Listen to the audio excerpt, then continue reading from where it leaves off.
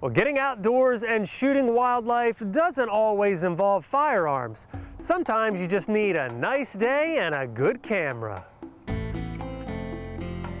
Outdoors Delmarva viewers may have noticed a familiar name getting a lot of airtime during our viewer picture segments. Sherry Abbott has sent in some amazing shots of birds and other wildlife during the past couple of years, so we tagged along with her one morning to see how she works her magic.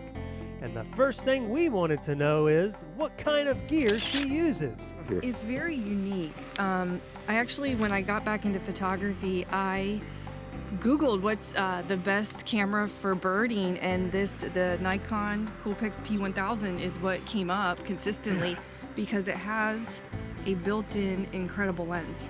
So my camera is equivalent to his huge lens without me having to lug that, 11 pounds around. I'm just under 3. We met up at one of her favorite places, Prime Hook National Wildlife Refuge. So over here you get all these like forest birds, some of your smaller warblers and things like that. But over here you get your shorebirds, and there's even some eagles and stuff that will, be around here sometimes. There's the hawk. Let's get him. Okay.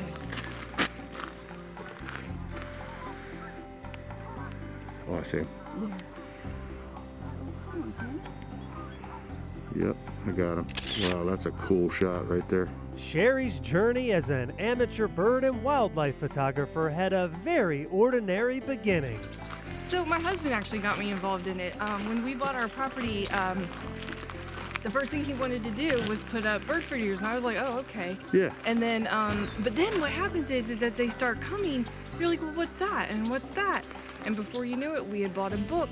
And so then when I decided, my kids got a little older, and I started having a lot of free time, my husband was like, you should, get back into photography. And I'm like, yeah, but what would I shoot? And he's like, try to get a good picture of that bird. And it's been on ever since. What's that up in the tree all the way up there? Yeah, I don't. Yellow rump warbler. You got him. Cuties.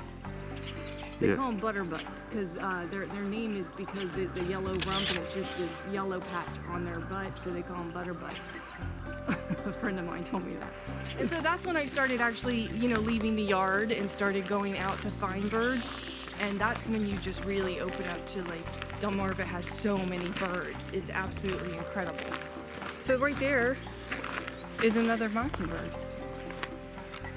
Let me see. Where do you see him? Right there. See that stick coming up? Oh, yeah, right on top. Got him. Good eye. Oh, I missed him. There we go. Try again. With bird photography, you gotta be fast. Phew.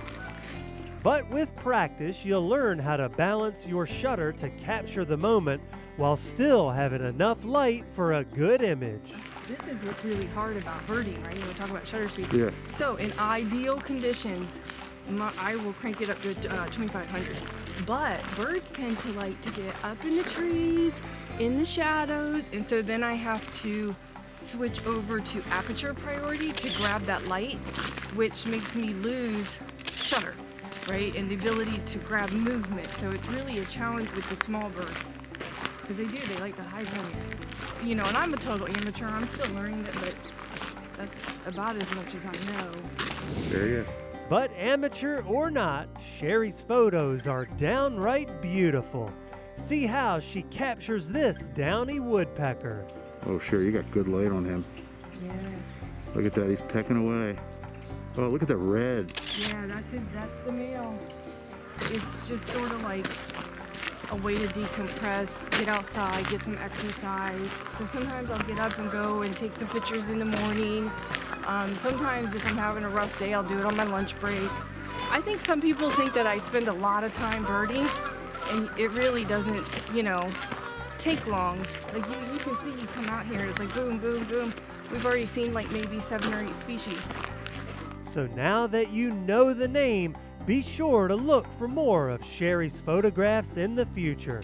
Sometimes that weekend hobby takes on a life all its own.